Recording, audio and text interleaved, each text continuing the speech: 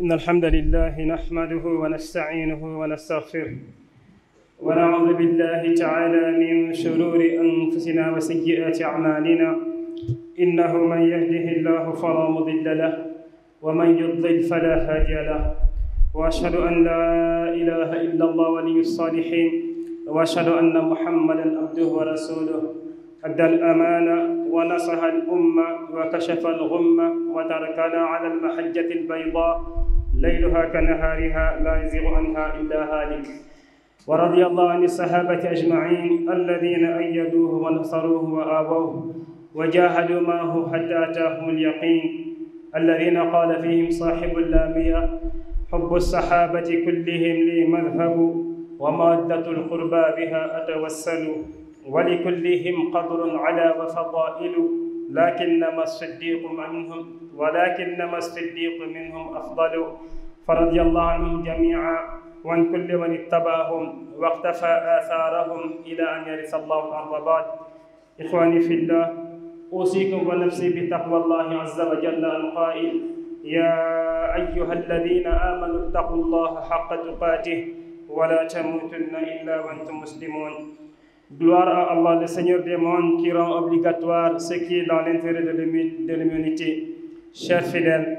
nous sommes dans les derniers jours du mois sacré de Muharram, qui est le premier mois de l'année hégirienne. Et comme l'ont rappelé beaucoup d'imams sur cette chaire, c'est un moment d'introspection et de bilan. Omar ibn al-Khattab radiyallahu anhu disait Hasibu anfusakum qabla an tuhasabu. Faites votre propre bilan avant qu'on ne le fasse pour vous. Ce bilan, chers fidèles, doit aussi se faire par rapport à nos biens et à nos avoirs. Oui, le troisième pilier de l'islam, après l'attestation de foi et la prière, est certes la zakat. La zakat occupe une place importante dans cette religion. C'est une obligation qui touche les biens des musulmans et dont son réel impact doit permettre d'éradiquer la pauvreté, la faim et le chômage. Du fait de cette importance, mains versets et hadiths le rappellent et dans lesquels il est directement lié à la prière. Allah dit wa aqimus salata wa atuz zakat. Accomplissez la prière et acquittez la zakat. Le messager sallallahu alayhi wa sallam disait dans le hadith parlant des piliers de l'islam wa tuqimus salat wa tu'tiyaz zakat, que tu accomplisses la prière et que tu donnes la zakat. C'est pour cela qu'après le décès de notre cher prophète Muhammad sallallahu alayhi wa sallam, lorsqu'une partie des Arabes refusait de donner la zakat à son khalife Abu Bakr Siddiq radiyallahu anhu, il les combattit en déclarant Wallahi la uqatilanna man farraqa bayna as-salati waz-zakat fa inna az-zakata haqqul mal wallahi law mana'uni inaqan kanu yu'addunahu li rasulillahi sallallahu alayhi wa sallam laqataltuhum alayha. Rawahu al-Bukhari. Il disait donc, je jure par Allah que je combattrai contre celui qui dissocie la prière et la zakat, car la zakat c'est le droit des biens. Je jure par Allah que s'il refuse de me donner une brindille qu'il donnait au prophète Muhammad sallallahu alayhi wa sallam, je les combattrai pour cela. Le caractère obligatoire de la zakat se lit dans le fait qu'il fasse partie des piliers de l'islam et que le messager sallallahu alayhi wa sallam l'ordonnait à tous les riches. C'est ainsi qu'il disait à Mu'adh ibn Jabal radiyallahu anhu, l'envoya à Yémen, akhbirhum anna Allah aftarada alayhim sadaqa tu'khadhu min aghniyaihim faturaddu ala fuqaraihim. Fais-leur savoir après l'attestation de foi et la prière qu'Allah a rendu obligatoire sur eux une aumône que l'on prélève de leurs riches pour les rendre aux pauvres. Allah a rendu obligatoire la zakat par miséricorde aux gens pour de nobles causes et des intérêts que lui seul maîtrise. Parmi cela, on peut citer la purification de l'âme et des biens. Allah dit au prophète sallallahu alayhi wa sallam dans la sourate Tawbah, verset 103, Khudh min amwalihim sadaqatan tutahhiruhum wa tuzakkihim biha. Prélève de leurs biens une aumône qui les purifie et les bénit. Oui, la zakat purifie l'homme de l'avarice. Il le purifie de l'excès de l'amour des biens, mais aussi cela purifie même les biens et permet de pardonner les péchés. La zakat aussi permet la protection et la fructification des biens. Oui, si l'homme donne sa zakat, il est protégé contre le vol, l'agression et il ne subira pas, Inch'Allah, de perte automatique de ses biens. La zakat aussi permet de protéger la société contre la pauvreté. contre le chômage, la mendicité, mais aussi cela protégera même le riche contre l'inimitié, la jalousie et les conflits entre couches et tout ce qui peut s'en suivre.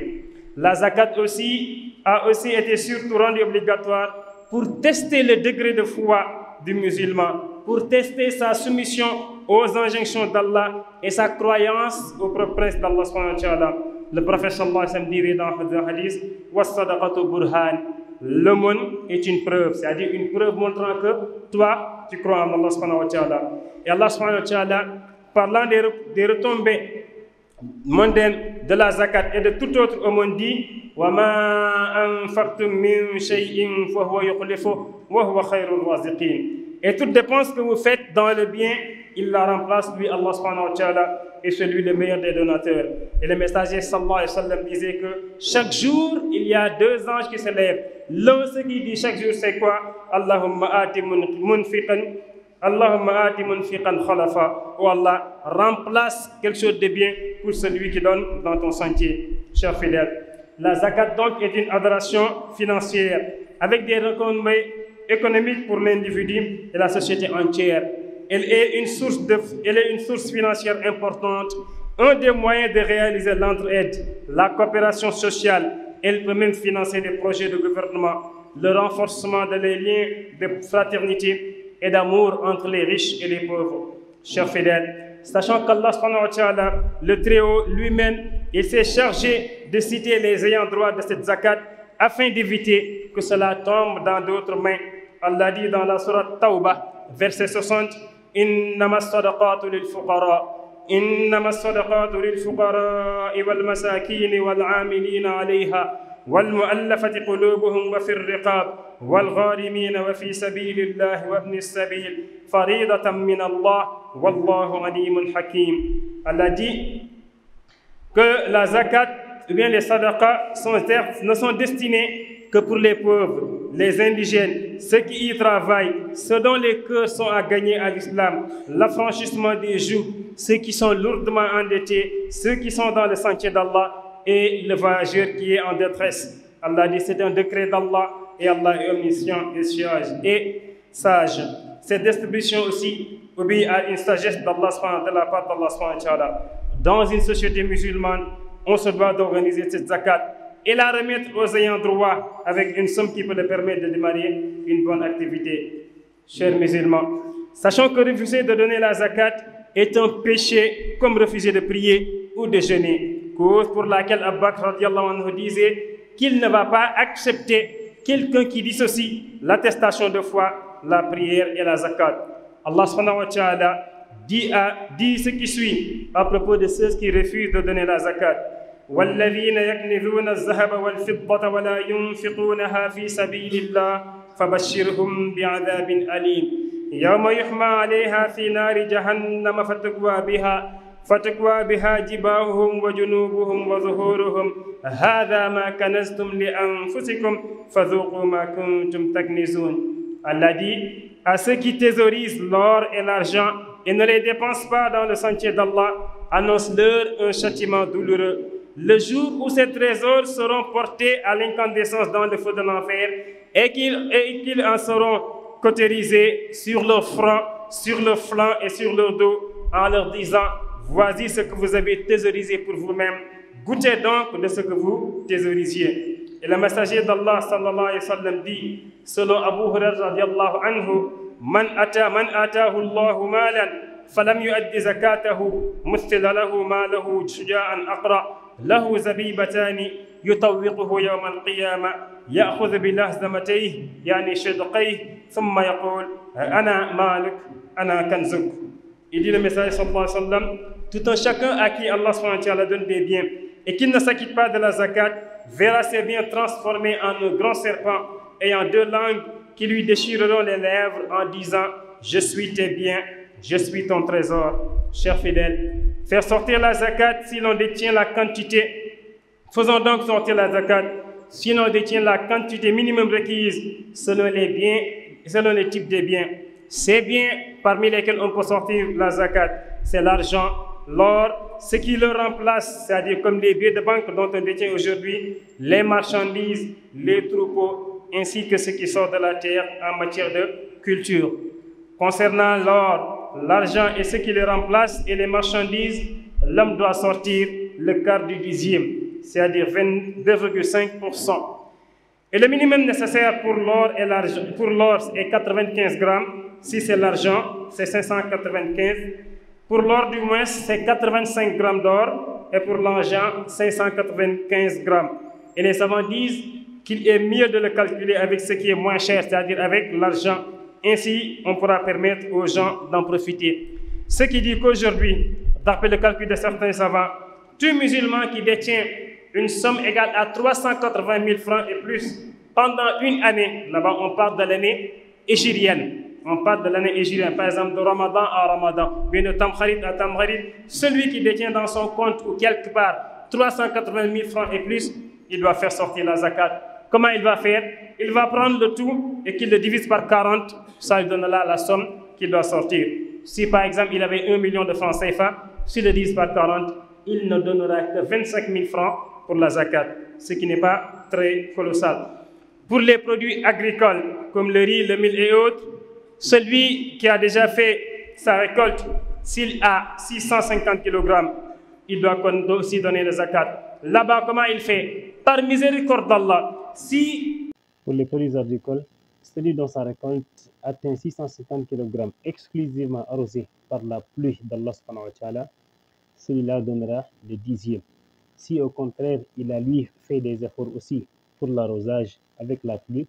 il donnera la moitié du dixième. Cela montre qu'Allah subhanahu wa ta'ala est très miséricordieux. Et pour les produits agricoles, on n'attend pas une année. Allah avait dit wa atu haqqahu yawma hasadihi. Donner ses droits, c'est-à-dire le jour où on a donné on a fait la récolte. Concernant les bêtes de cheptel, le mouton, les moutons du mince, chèvre, bœuf et chameau, il existe un tableau que si quelqu'un fait des recherches, il pourra voir que quand on a tel nombre de bêtes, on va donner telle chose. Chers fidèles, la zakat doit être aussi donnée à ses ayants droit, comme l'a dit si bien dit Allah subhanahu wa ta'ala dans le verset 60 de la sourate Tawbah. Si on ne peut pas reconnaître les ayants droit, on peut se rapprocher de certaines structures, comme le Fonds sénégalais pour la zakat et le waqf, qui est l'une des structures sénégalaises locales, pionnier dans ce domaine. Créé depuis 2009, le Fonds sénégalais de la zakat s'active dans la collecte, l'administration et la distribution de la zakat et la waqf. Il a aujourd'hui à son actif, pendant presque ces années de 2009 à aujourd'hui, distribué plus de 500 millions dans divers domaines, comme les bourses d'études, les frais médicaux, l'aide au Dara, les projets économiques et autres. Vous pouvez, si vous voulez, visiter le site au www.senegalzakat.sn ou bien les contacter au 33 851 23 45 ou 78 124 34 34. Chers fidèles, hormis la zakat, on peut aussi faire ce qu'on appelle le waqf, qui est une aumône continue qui sera au bénéfice de la communauté. Le prophète sallallahu alayhi wa sallam, par sa miséricorde, nous disait « Idha mata ibnu Adam, inqata amaluhu illa min thalas, sadaqatun jariya, aw ilmun yuntafa'u bihi, aw waladun salihun yad'ulah » Actuellement, tu es vivant, tu es en train de vivre. Tout ce que tu fais, Allah le met dans ton compte. Mais dès que ta mort arrive, c'est fini. Ton compte sera bloqué, fermé. Mais tu peux avoir une issue, une autre partie où tu peux être mort, mais Allah subhanahu wa ta'ala te donne ce qu'on appelle des hasanat, des tiaba. Et ça, c'est ce qu'on appelle sadaqatun jariya, le waqf. Et ça peut se faire comme par exemple le fait de participer à la construction d'une mosquée, le fait de participer à, par exemple, le fait de creuser un puits, ou bien de donner un livre Coran qu'on apprend. Tout acte qui paie pérenne, le professeur Sam dit que quand l'homme meurt, ses œuvres s'arrêtent sauf sur trois choses. Une aumône continue, une science dont les gens tirent profit, ou bien un enfant pieux qui prie pour lui. Donc les riches sachent que ce qu'ils ont entre leurs mains aussi n'est autre qu'un test de la part d'Allah qui déclarait وَأَنْفِقُوا مِمَّا جَعَلَكُمْ مُسْتَخْلَفِينَ فِيهِ et dépenser de ce dont il vous a été donné la lieutenance. Surat Hadid, verset 7. أقول ما تسمعون واستغفر الله لكم ولسائر المسلمين فاستغفروه إنه هو الغفور الرحيم.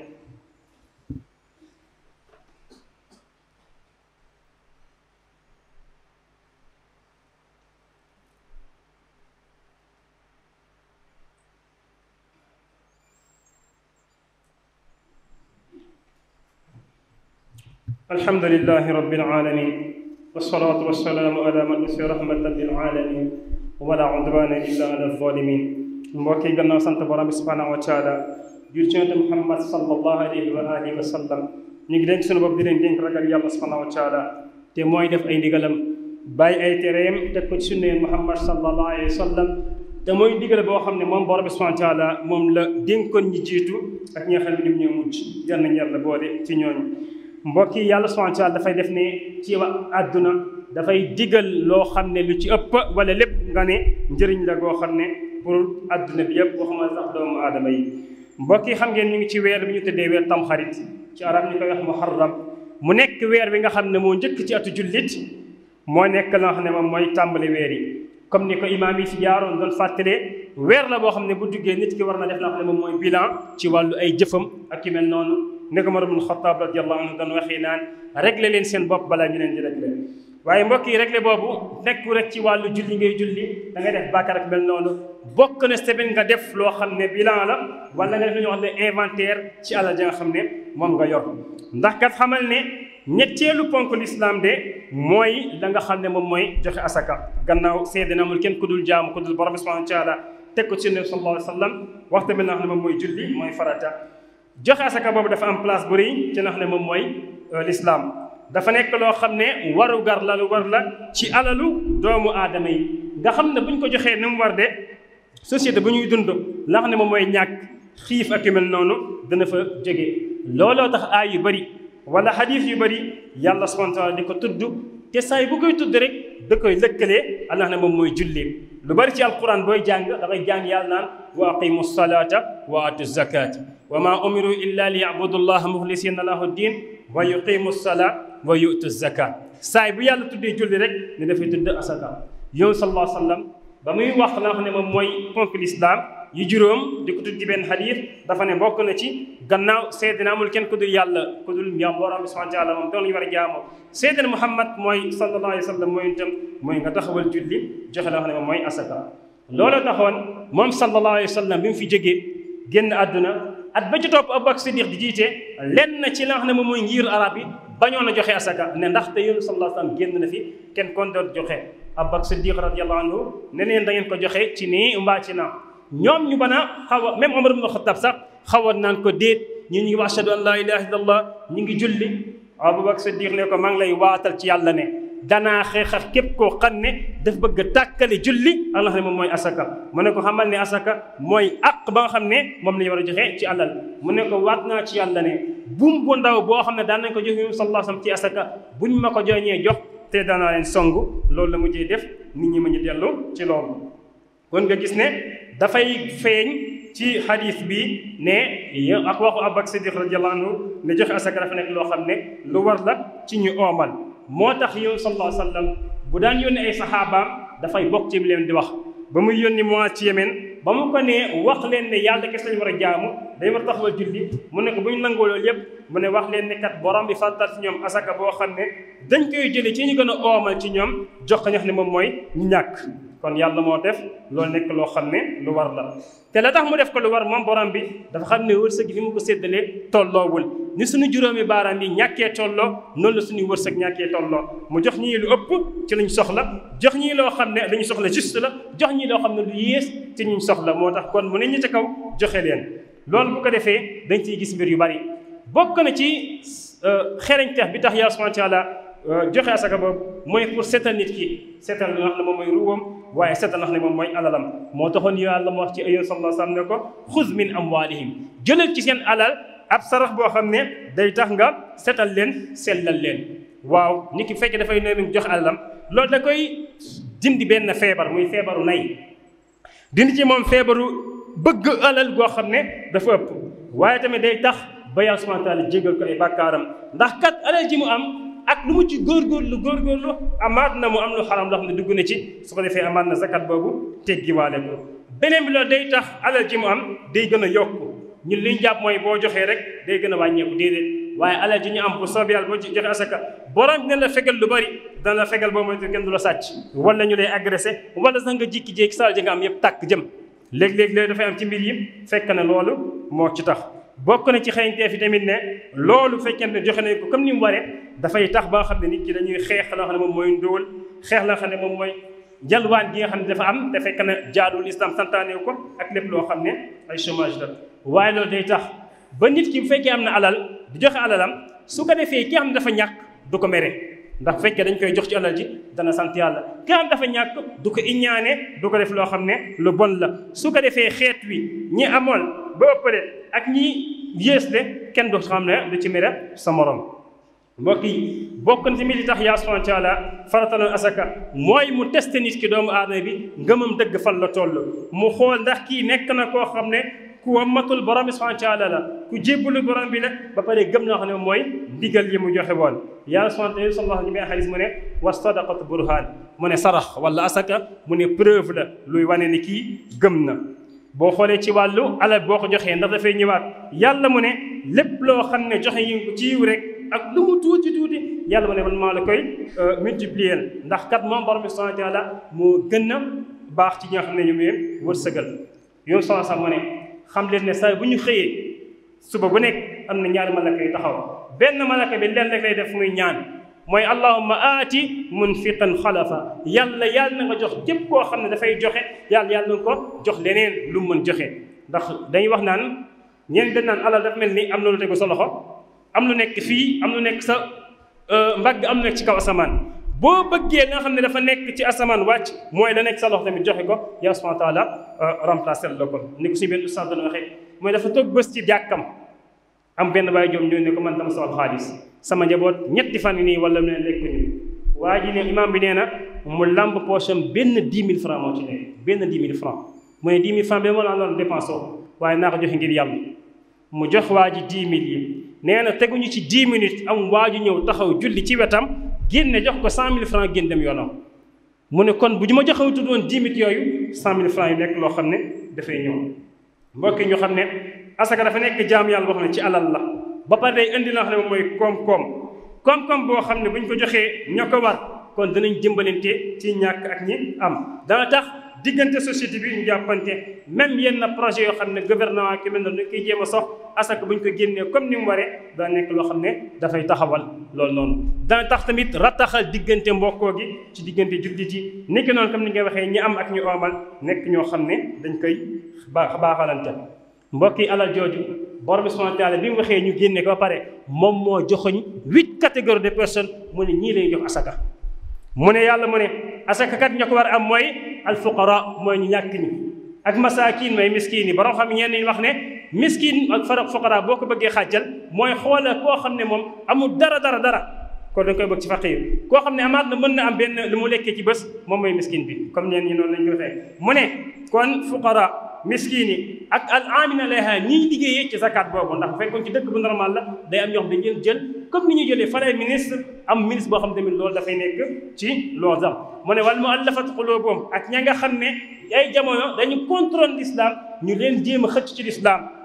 pour ñu ñëw neen ñooñu tam mën nañ leen si jox waaye am na jamono boo xam ne Umar ibn Xattaab dafa nii kenn dootu leen jox ndax islam nekk na koo xam ne ku am kattan la mu ne wa fi riqaab wala jamono yoo xam ne jaam am na ku nekk jaam bu bëggee gore ñu jël ci alal asaka boobu jox ko mu ne wal ghaarimin ak koo xam ne dafa am ay bor yu bari yu ëpp kooku tamit mën nañ jox ci alal asaka bi jox ko mu ne fi sabilillah ak koo xam ne nii génn di jihaad fi sabilillah kooku tamit alal asaka bi war nañ ko jox mu ne ibni sabil ak koo xam ne da doon voyager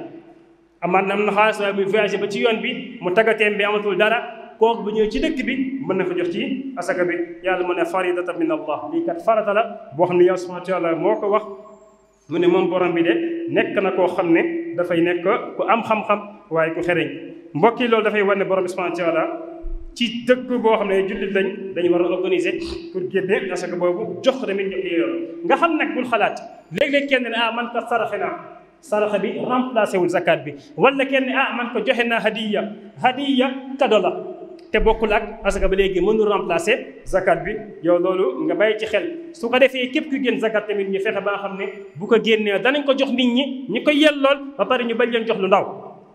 ndax léegi la am koo xam day génn zakat 1 million par exemple def ko ay 5000 joxe ko loolu du am njëriñ la gënoon mooy nga xool ab étudiant wala nga xool koo xam dafa am projet nga jox ko amaat na 250 000 yi su ko defee kooku projet am départ kooku déwén du laaj zakat te war na mën joxe asaka déwén incha allah.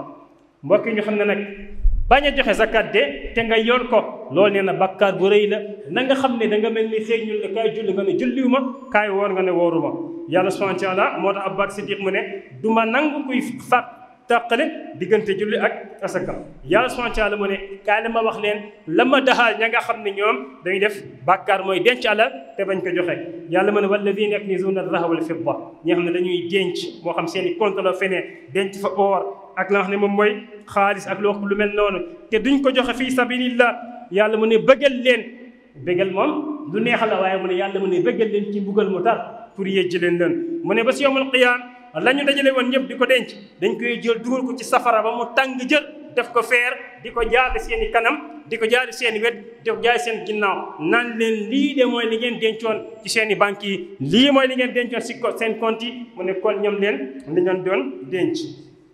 Yonent sallallahu alayhi wa sallam mu ne képp koo xam ne yàlla subhanahu wa taala jox na la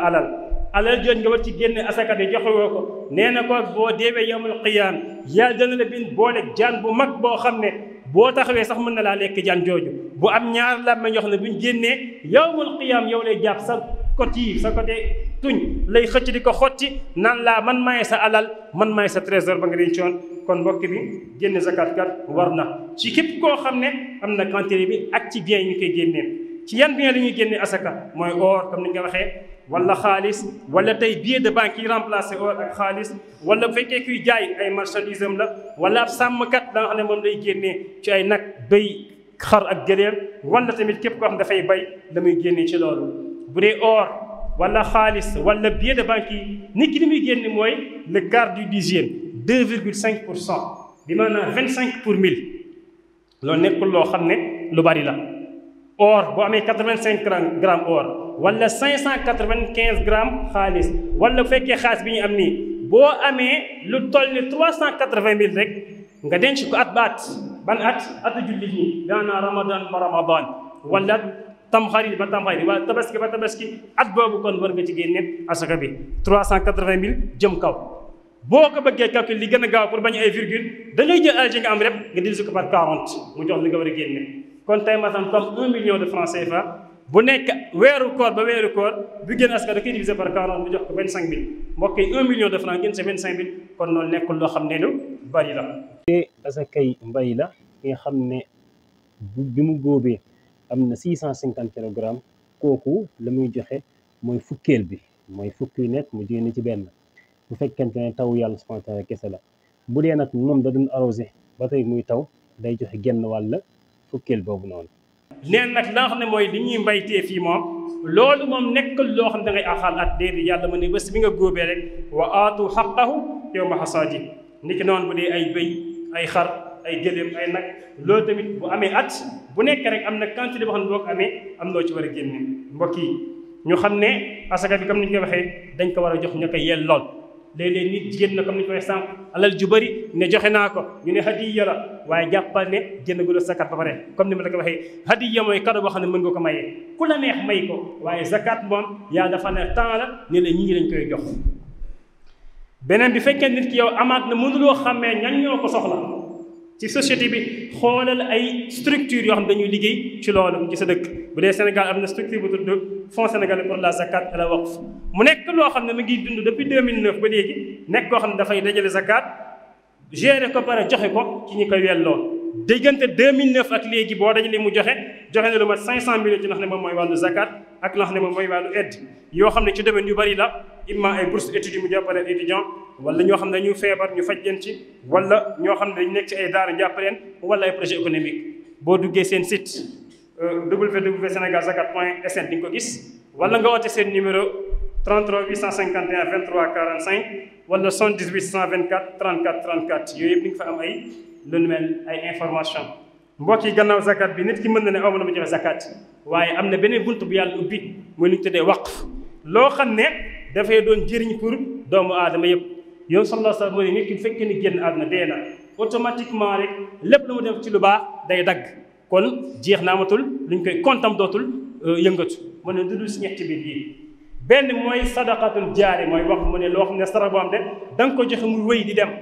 amaan na jàppale nga ci ñu tabax jàkk ci mu nekk loo xam day wéy di dem jàppale nga ci ñu gasteen day wéy dem jàppale nga nit mu jàng day wéy dem mu ne loolu bokk na ci mu ne aw ilmun yuntafa'u bihi wala xam-xam boo xam ne jàng nañu ko ñu koy jëriñoo ba léegi mu ne aw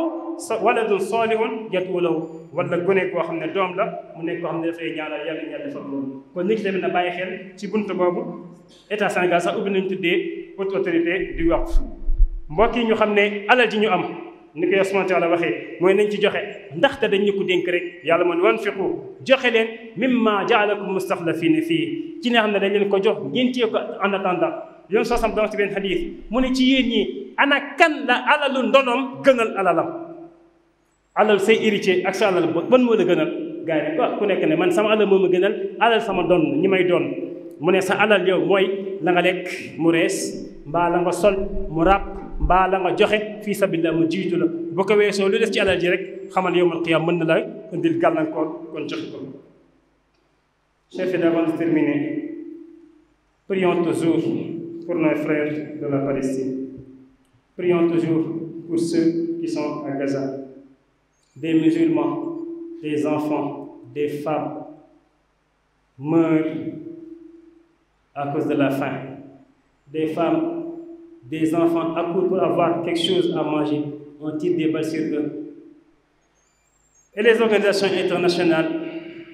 ne se limitent qu'à des déclarations. Nous condamnons, nous condamnons, nous condamnons à chaque instant. Et les morts, comme si le sang musulman n'avait pas de valeur. Aujourd'hui, il faut que les organisations internationales musulmanes sachent que ces organisations-là, internationales, ONU et autres, ne donnent aucune importance aux musulmans. Parce que vous vous rappelez, lorsque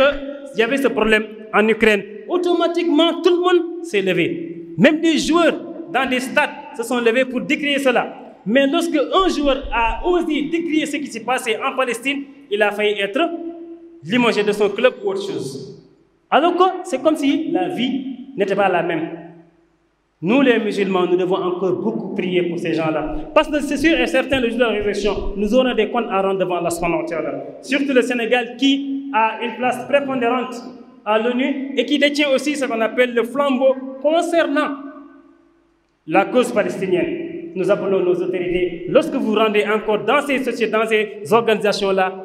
si vous le pouvez, taper sur la table pour que cela cesse. Parce que c'est une chose très très désastreuse. Le malheur est qu'on a fait de ce problème un problème ethnique, alors que ce n'est pas un problème ethnique, c'est un problème religieux. Qu'Allah vienne en aide, nos frères de Gaza et tous ceux qui sont persécutés dans tout le monde. Allahumma habibna al-iman,